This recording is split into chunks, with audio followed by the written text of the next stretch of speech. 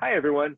I'm Dr. Michael Mantell. Welcome to another edition of Family Law Matters with Bonnie Rabinovich Mantell, founding managing partner of Primus Family Law Group. Hi, Bonnie. Hi, Michael. You make that sound like a mouthful. I know it was a mouthful. It's coming out, and I'm thinking there should have been a pause there somewhere, but that's okay. So let's talk today about something that you brought up in our last edition of Family Law Matters, and that is alienation, Ah, parent alienation.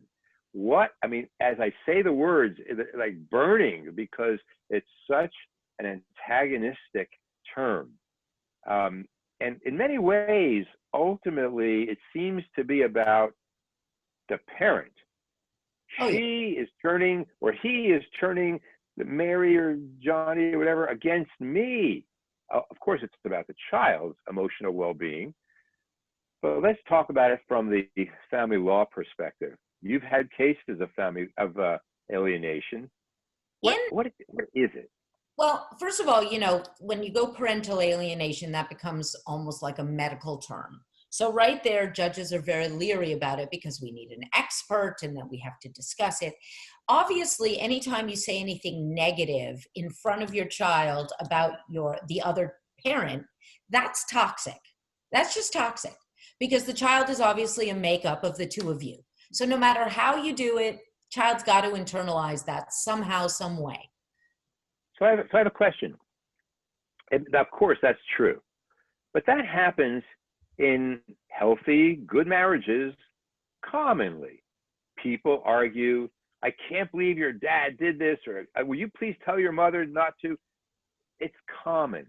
We don't do anything about it in intact marriages, but yet in divorce, this Well, becomes an issue. it only becomes an issue when somebody raises it. So if somebody puts it in a pleading that the other side is alienating the child against them, that puts the issue before the court. Now, I will tell you that our judicial body does not like that term, doesn't like Hmm. parental alienation because people tend to, you know, water it down. Everything becomes alienation. Picking up the phone by accident and having a conversation where you vent, let's say with your therapist on a Zoom meeting, and your child happens to walk in the room and hears it. It's sometimes parents do it purposefully. And I think where the courts have taken to accepting it as an issue is when it's become almost a clinical, chronic, systematic happening where it's constant and there's no let up.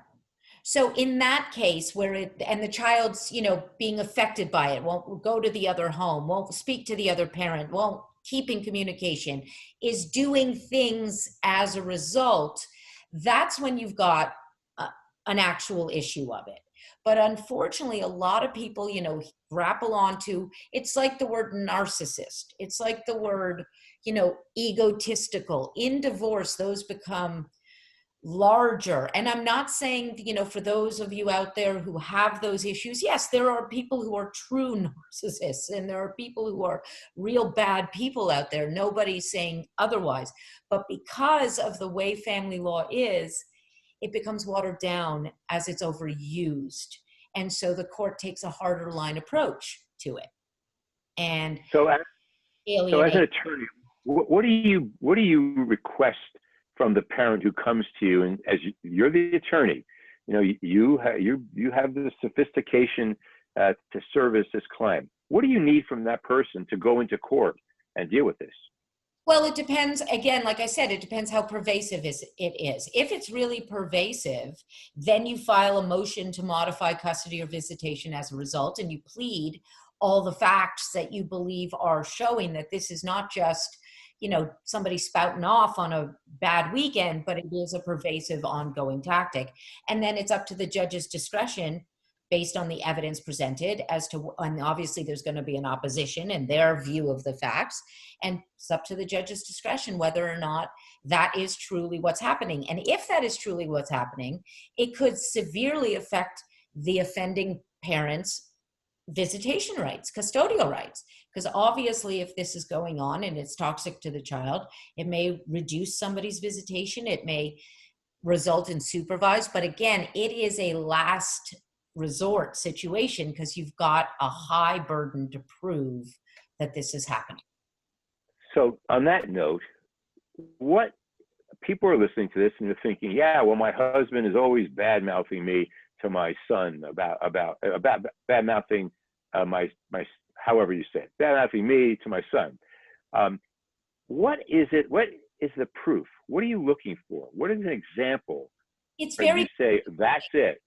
well, it's you don't want to go over to that parent's house, or you're not allowed to, or the communications are cut off, or that parent's a bad person, or things that are just over the top instead of, hey, dad and I don't get along, or mom and I don't get along, and you're going to hear, us yelling and arguing more than normal has nothing to do with you, and versus, your father, your mother, it's very, very specific, pervasive. It's hard. It's like art, Michael.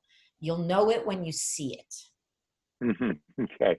So a parent who says, you're the other parent, he's so, or she's so, pick a word, is one thing. But the kid who says, I don't want to go to daddy's house, okay, you don't have to. You don't have to. Is that an example? That's a problem because you're required to facilitate and foster the relationship. So why don't you want to go to daddy's house? Well, first of all, it depends on the age. 2, 3, 4-year-olds, they like to be where they are. They don't want to move. So they'll say, I don't want to go. But 12 seconds later, after they got there, they're fine. 14-year-olds, why? Why don't you want to go? Well, because I don't like, the way daddy makes me do chores, or mommy makes me clean my room, or, the other parent is still supposed to foster the relationship, because this is not about dad's or mom's relationship with the child. This is about mom and dad's relationship with each other not working. Should have no bearing on the other. So good co-parents foster and say, no, you have to go. Dad is fine. You're going to enjoy. When you get back, we'll do this. You'll have fun. That's what you're supposed to do. Should, could. Very bad words. Very, very, very interesting that you're using the word that they're not just supposed to, make sure the kid gets there, but they're supposed to foster the relationship. Speaking of fostering a relationship, let's shift gears, because we've been talking about some pretty negative things in parental custody the last couple of Family Law Matter episodes. So my question is this. We're going to talk about Primus Family Law Group, because here the culture is collaborative. It's very personalized. Yes, you're formidable. Yes, you're relentless. Yes, you're tenacious. Yes, I wouldn't want anyone else to ever step for me, because you've got the backbone and all of that. But as soon as someone walks into Primus Family Law, the office, or speaks on the phone to Milani, the receptionist, or any of the attorneys or the paralegals, there is a sense of collaboration. So I want to put you on the spot here. How have you created this sense of collaboration, this culture in Primus Family Law Group? I think it comes from an absolute distaste of the words HR. I don't like. It's a good thing you're not an employment lawyer then. I've worked in law firms before. I've worked years in law firms where there was always this, system of HR, and you couldn't speak to X without speaking to Y, and you had to go through Z, and there was a form you filled out if you wanted a hall pass. I'm just so not that way. And I try very hard. I mean, it's family law. We do family matters. We deal with families. And all of us have been in one way, shape, or form touched by, affected in the system. So it made no sense to me to constantly have this HR methodology.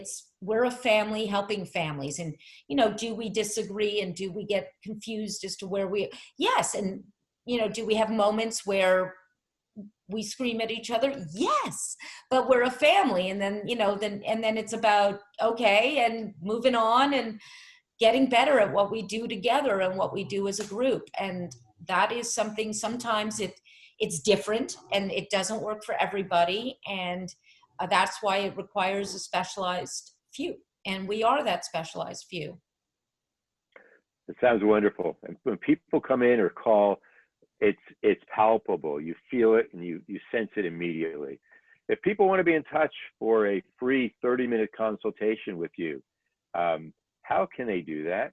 They can reach out direct, 619-574-8000. They can reach us online, www.primusfamilylaw.com. And if you have any more questions you'd like addressed on the episodes of Family Law Matters, you can reach us at support, that's SUPPORT, at primusfamilylaw.com.